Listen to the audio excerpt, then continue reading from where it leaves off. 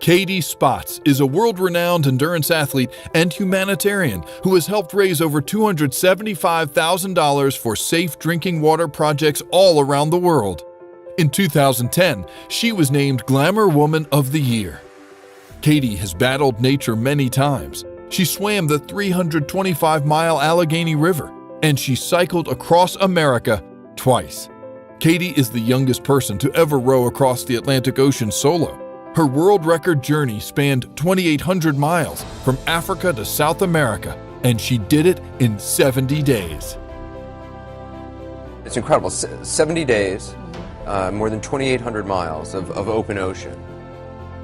Why?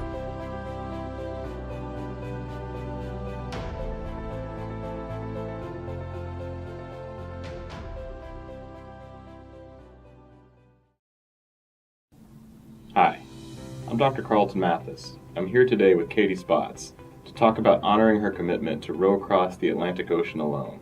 Thank you for joining us today. Thanks for having me. This promise to row across the Atlantic was about more than just personal achievement for you. How did this world record become a charitable act?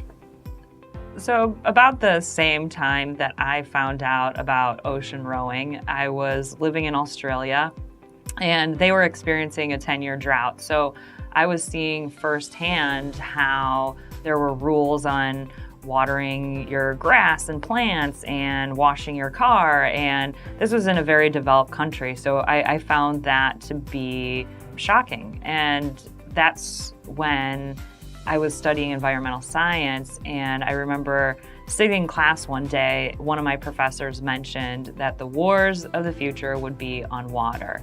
And it was that one sentence that changed things for me. And I had this yearning to find out more. So I read up about it, and I am completely shocked that at the time it was 1 in 6 people didn't have clean water. And wow, in the world? In the world. 1 in 6 people in the world. And here I am, like, I was 19, and I feel like there's a lot of problems in the world, but to not know about something that is the daily struggle for 1 in 6, over 1 billion people, for me not to have any awareness of 1 billion people and their story, it felt wrong to me. So that's kind of where the seed was planted about being able to use endurance for greater good.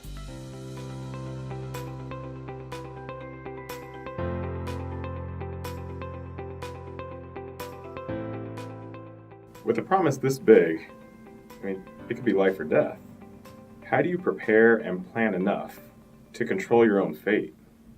I did work about 2 or 3 years planning everything, and there's definitely not a ocean rowing book for dummies. So it was like putting together a 1,000,000-piece puzzle, just trying to figure out how it would all work, and everyone does things differently. So I did a lot of the things that I felt like I needed to do in order to be successful. I did things to learn about the boat, I did things to learn about weather, all the equipment, I did things to learn about how to do the website, and there were lots of pieces, nutrition, but the most important part was my head, right? Like getting my head in a space where I felt like maybe I could handle it.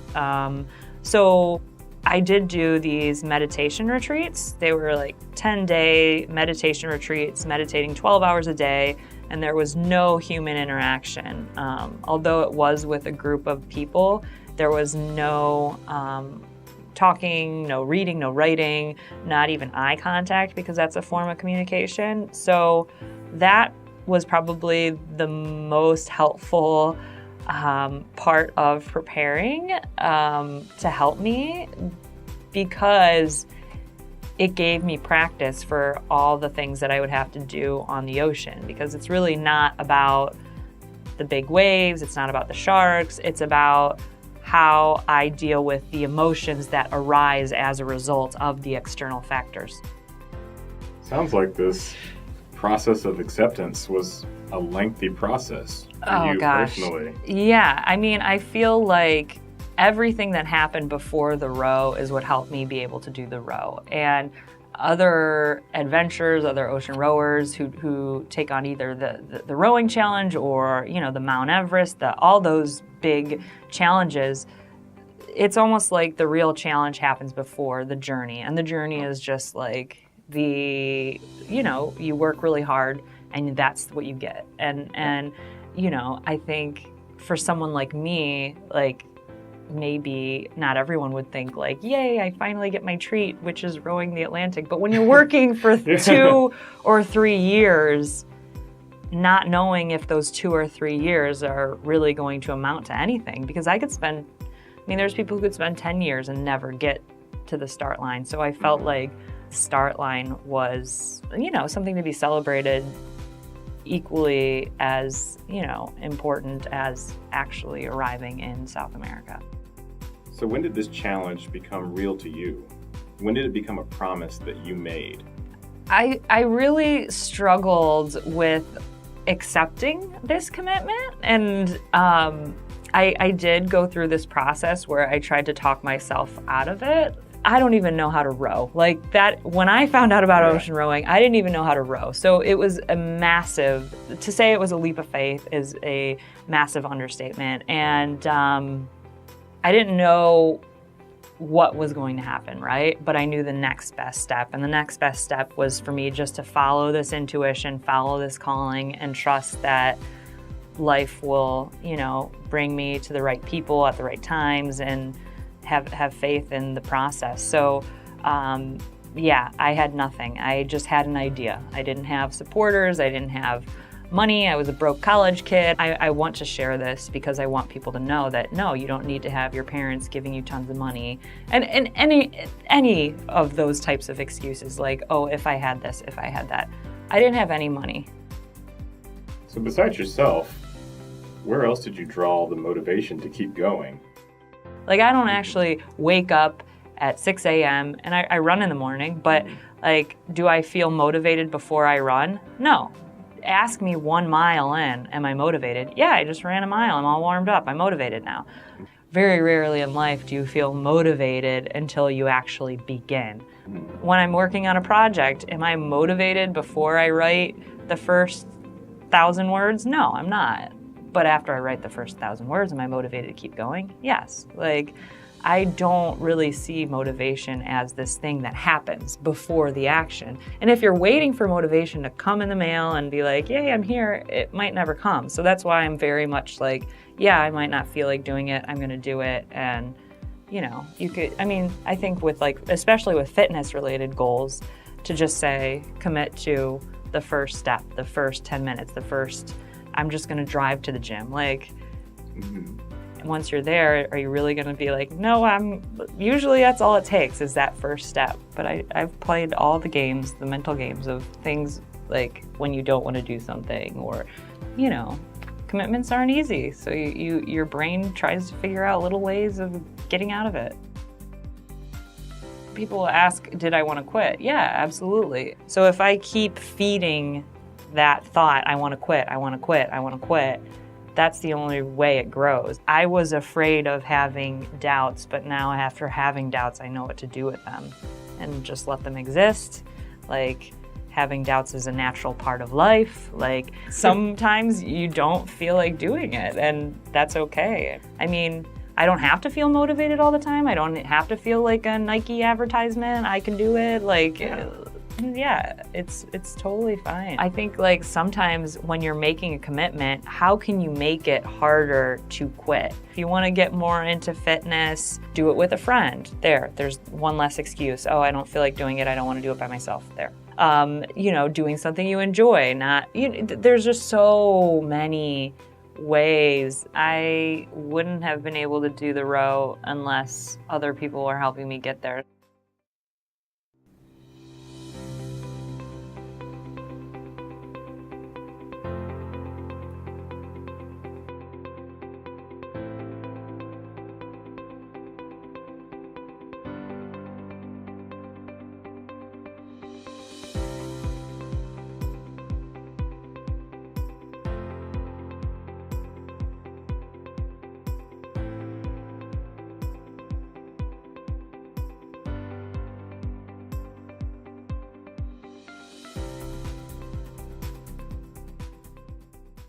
how there were rules on watering your grass and plants and washing your car. And this was in a very developed country. So I found that to be shocking. And that's when I was studying environmental science. And I remember sitting in class one day, one of my professors mentioned that the wars of the future.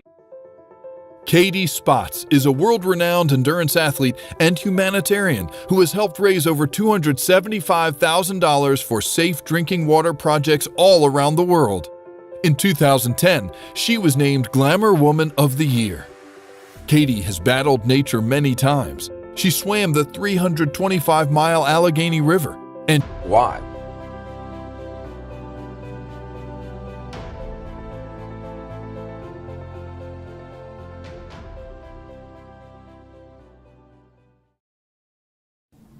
Hi, I'm Dr. Carlton Mathis. I'm here today with Katie Spotz to talk about honoring her commitment to row across the Atlantic Ocean alone.